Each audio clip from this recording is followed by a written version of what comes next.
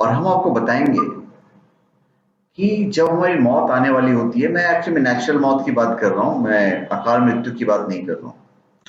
जब हमारी मौत आने वाली होती है तो यमराज हमें 4 संदेश भेजते हैं, और वो संदेश काफ़ी, ये चारों संदेश टाइम टाइम पे भेजते हैं वो। क्या आपको पता है कि वो 4 संदेश कौन कौन से हैं? हम समझ नहीं पाते हैं। भले ही कोई खास व्यक्ति हो या कोई आम व्यक्ति हो, सृष्टि के नियम से सिर्फ इंसान ही नहीं बंधा हुआ, भगवान ही बंधे हुए हैं। जो इस पृथ्वी पर आया है वो जाएगा ही जाएगा, जाना निश्चित है। भले ही आपकी इच्छाएं अनंत हो, अगर आपको पहले ही पता चल जाए कि आपकी मौत कब होनी है, तो जाहिर सी बात है कि आप अपनी इच्छाओं को पूरा कर सकते हैं। आप भले इस बात से इनका माने या नहीं माने, पर ये बात सच है कि यमलोक के दूत हर इंसान को यमराज के 4 संदेश भेजते हैं, और वे याद दिलाते हैं कि अब जिंदगी का खाता बहुत जल्द बंद होने वाला है, तो तैयारी कर लो, अच्छे कर्म करना शुरू कर दो, जितनी जिम्मेदारियां हैं उसको पूरा कर लो। भगवान यम को दक्षिण के लोकपाल के रूप में जाना जाता है, और हिंदू पौराणिक के कथानुसार यम पहले ऐसे प्राणी प्राणी थे जिनकी मृत्यु हुई थी। उनकी इन्हें वरीयता के आधार पर भगवान शिव ने उन्हें मरने वाले लोगों को शासक के रूप में ताज पहनाया।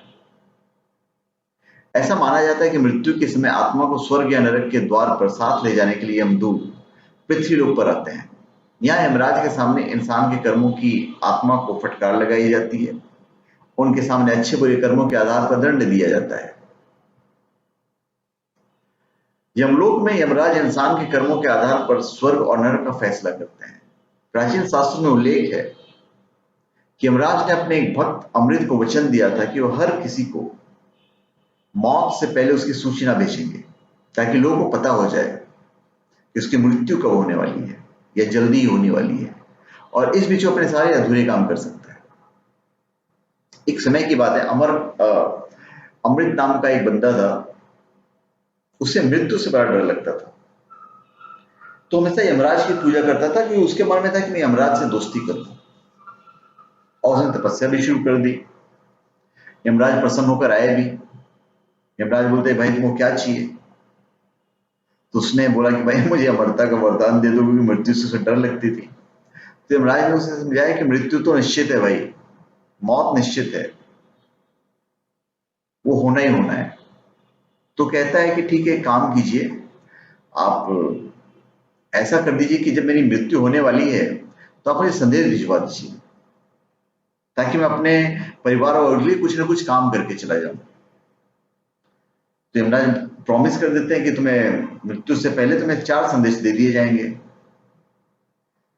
यमराज बोल के चले जाते हैं, और ये भाई साहब भोग विलास में लग जाते हैं, सारी मस्तियां मारना शुरू कर देते हैं, और शुक्र मनाता है कि चलो यमराज ने मुझे लेटर नहीं भेजा। वक्त गुजरता चला जाता है, वो हमेशा खुश होता रहता है कि यमराज से दोस्ती करके फायदे में रहा। यमराज ने अभी तक मृत्यु का संदेश नहीं दिया, पर मृत्यु का संदेश उसे मिल गया था। ये समझ का फेर है कि वो समझ नहीं पाया। धीरे धीरे उसके बाल सफेद हो गए, उसके दांत गिर गए, फिर भी संदेश नहीं आया। ज्ञानेंद्रिया कमजोर पड़ गई, फिर भी संदेश नहीं आया। उसका कमर झुक गया, बिस्तर पकड़ लिया, फिर भी उसे कोई संदेश नहीं आया। वो मनी मन खुश हो रहा था कि यमराज ने अभी तक संदेश नहीं भेजा, वो हमारे अच्छे दोस्त हैं। अभी एक दिन यमदूत लोग आ जाते हैं, बोलते चलो तुम्हारा टाइम पूरा हो गया। और बोलता भाई मेरा तो अभी वक्त आया नहीं है, क्योंकि यमराज ने तो अपना संदेश दिया ही नहीं है। उसकी मृत्यु होती है, और वो पहुंचता है वहां पर यमलोक। तो यमराज से पूछता है कि आपने मुझे धोखा दिया, आपने तो वादा किया था मुझे 4 संदेश दोगे, पर तुमने तो मुझे संदेश भेजा ही नहीं। तो यमराज कहते हैं कि तुम्हारी लिप्सा और विलासतापूर्ण जीवन शैली ने तुम्हें अंधा बना दिया था। तुम बेवकूफ थे जो तुम्हें लगा कि मैं तुम्हें पेन और कागज पर लिखकर संदेश भेजूंगा। शारीरिक अवस्थाएं पे मेरी पेन है, और समय मेरा दूत। जब तुम्हारे सभी बाल सफेद हो गए तो ये पहला संदेश था, पहला संकेत था। जब तुम्हारे दांत सारे टूट गए तो दूसरा संकेत था। जब तुम्हारे आंखों की दृष्टि खो गई तो ये तीसरा संदेश था। और जब तुम्हारे शरीर के सभी अंग ने काम करना बंद कर दिया, लेकिन तुम इनमें से किसी संकेत को नहीं समझ सके,